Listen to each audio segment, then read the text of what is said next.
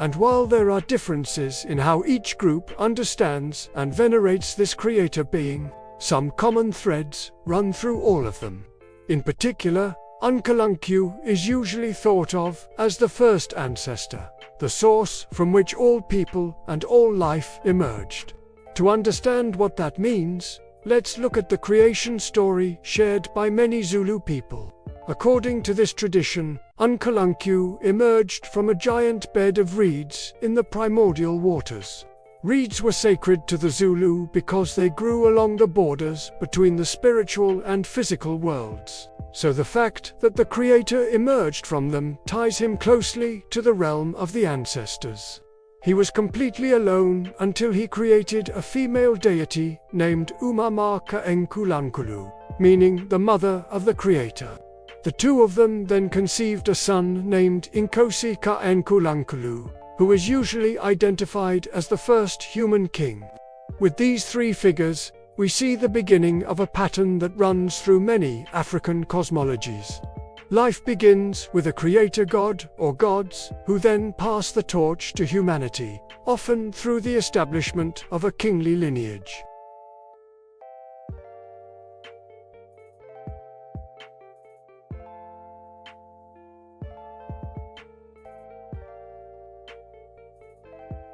That means that even those who are not direct descendants of the first king can still claim to be related to the Creator, since their own ancestors would have been born at the same time as uNkulunkulu. Everyone is connected through the web of ancestors. This view of the Creator as the ultimate ancestor is similar to the ideas found in other local religions in southern South Africa, such as the cosmology of the Xhosa people, who also believe that all things are created by ancestral beings. It's also reminiscent of the Yoruba religion, in which the Orishas act as intermediaries between humanity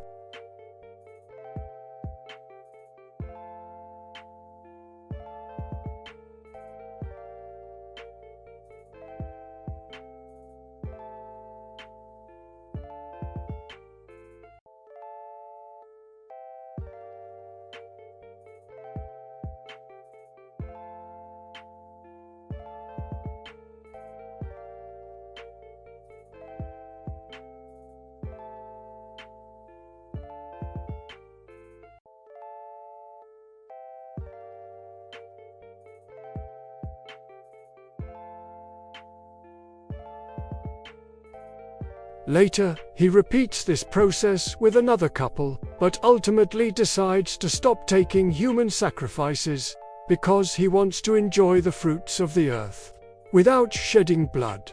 The point is, there isn't a single definitive version of the creation story or any other myths, and anyone who claims otherwise is simply lying. Even the title uNkulunkulu didn't appear until the 19th century. Before that, the Zulu referred to the Creator as Indodakazi, which simply means father.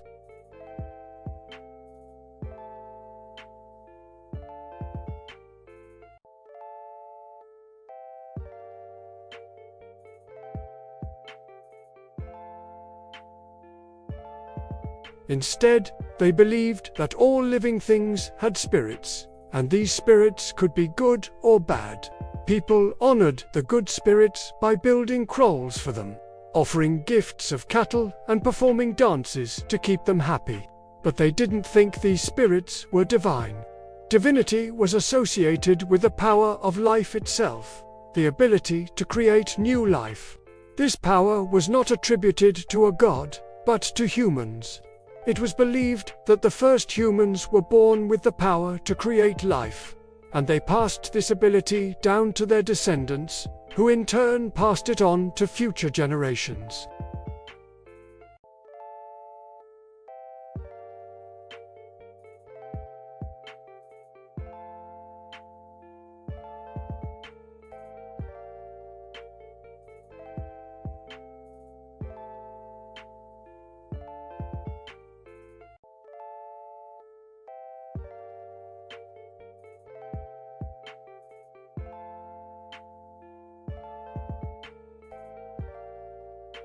The Zulu began calling the Supreme Creator uNkulunkulu and identifying him with the biblical God. But they continued to believe that the ancestral spirits could intercede on behalf of the people and influence the world around them. Over time, the term uNkulunkulu became less tied to Christianity and more ambiguous. Scholars debate whether he's a supreme deity or a supreme ancestor. Given that the two categories are largely interchangeable in African religions, I don't think it really matters.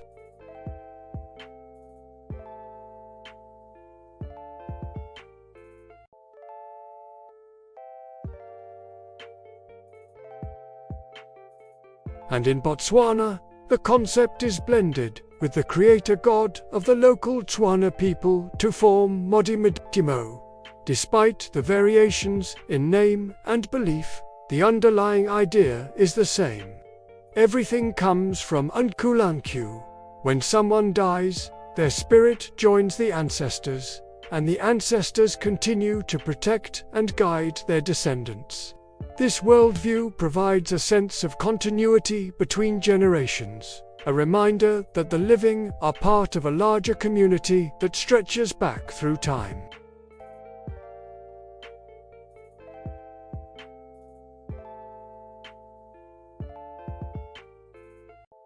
This blending of Christianity with indigenous beliefs reflects the syncretic nature of African religions, which have always adapted to changing circumstances while preserving their core beliefs. So to go back to the question I asked at the beginning of this video, if you want to learn about African religions, starting with uNkulunkulu is a good idea.